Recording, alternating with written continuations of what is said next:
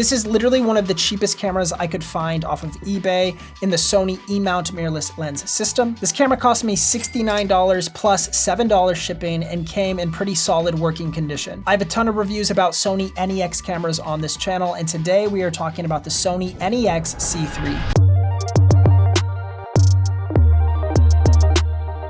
Let's jump right in talking about the image quality of the NEX-C3 because that's probably why you're here. You want to know, is this camera that I'm seeing online super cheap, readily available? Is it good? Can it take good images? Can it take good video? Well, let's talk about the photos first. The photos of this camera are actually pretty decent. You are working with 2011 image quality and image processing. So these are, of course, super old sensors, 11, 12 years old, 13-year-old sensors from Sony. So that is going to show its age, okay? But truly, when you stack up the image quality of these older Sony cameras against even things like the iPhone 15 Pro that was just released, you know, iPhone 15 Pros are anywhere from $1,000 to $1,600 for the 1 terabyte Pro Max version. That's a $1,600 option, which of course, you know, you're getting a phone as well. But you could snag an NEX-C3 for $69 if you are just wanting to take high quality photos, pair that with a pretty solid lens, and you're shooting photos for a really affordable price point. So my experience taking photos with this camera, it was totally fine, okay?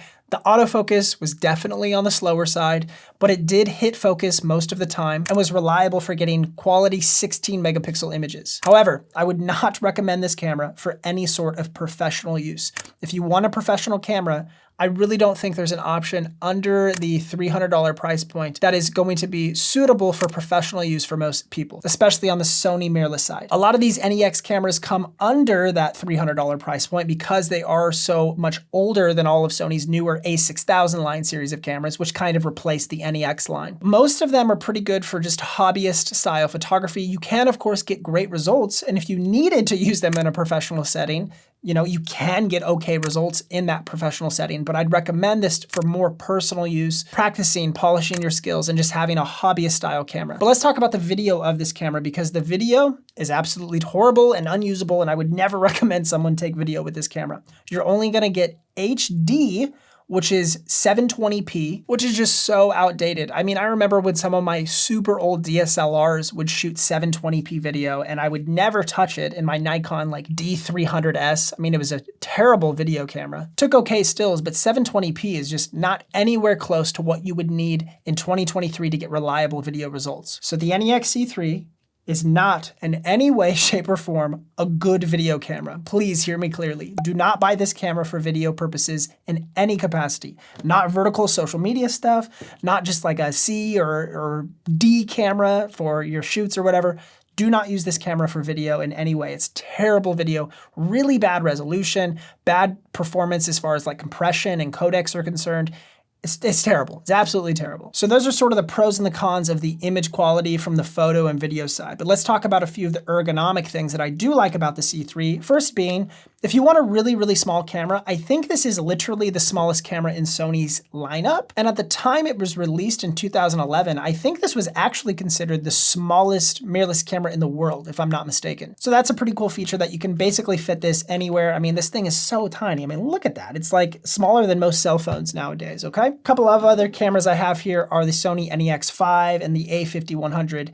These are super small cameras as well, but the NEX-C3 is even smaller than both of these, and that's saying a lot because these two are very small cameras to begin with. You do get an SD card slot on the bottom of the camera, which is super nice. It's a dedicated card slot that is not in the battery door. So often with these NEX cameras, you have to open the battery door to get to the SD card slot, which is kind of annoying. But for this guy, you have a dedicated slot on the bottom for it that you can pull out the SD card, which is super handy. With the LCD screen, you get the weird like flip out and then sort of pull out and tilt down. I mean, this is a really weird LCD display. I mean, it's nice if you want to, you know, look over your head and take some photos, I guess, out in the street, but not a feature I would use. The only time I really use it is if I'm trying to take photos below my neckline and I don't really want to, you know, have to bend down like this. You can just flip the screen out and take photos, and it's okay. I don't love the LCD screen. It's really not super bright. I couldn't find a way to brighten the camera screen at all. So I was shooting some footage and some photos in a really bright environment when it was sunny outside, and I had a very difficult time viewing the screen. On the video side, you have no manual video control. So you literally just hit the record button and your camera calculates everything that it wants to do, and you have no control over that.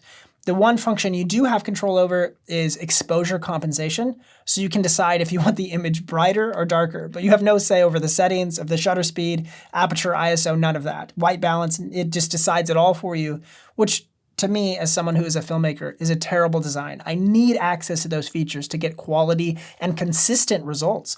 And the NEX-C3, it's just in no way provides you a consistent workflow for video. The build quality is about what you would expect from a $69 camera in 2023. At the time, I think this camera was like $400 or so, which is pretty significant for what this is. I mean, this is a very plasticky, cheap feeling camera. Not anywhere close to what some of these modern cameras feel like, especially with the A6700, which is that A6000 lineup.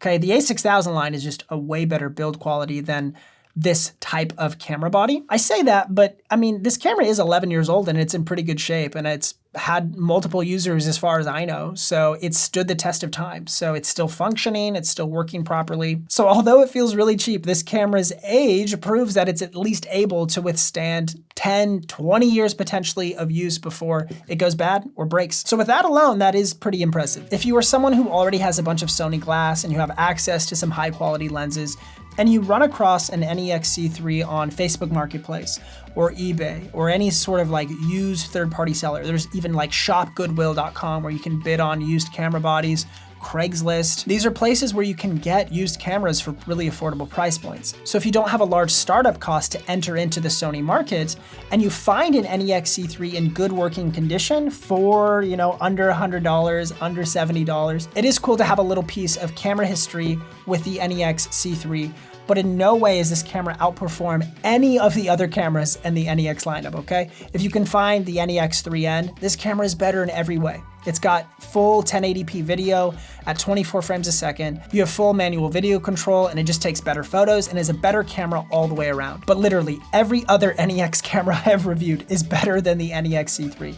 So only purchase this camera if it's the only one you can find and you find it at a really affordable price point like I did, $69. So for collectors and hobbyists and maybe some really entry level people who want to learn the skills of photography but already have another camera that they can use to build their skills, this would be a fun option for people if you just want to play around. But in no real way can I recommend the NEX-C3 as a reliable option in 2023 for building a quality portfolio and being able to just progress your skills as a photographer or a filmmaker. I think there's way better options in the Sony NEX camera lineup that I've talked about on this channel. The NEX-3N, the NEX-5N, the NEX-6 or 7, all of those are way better options and can be found at pretty affordable price points.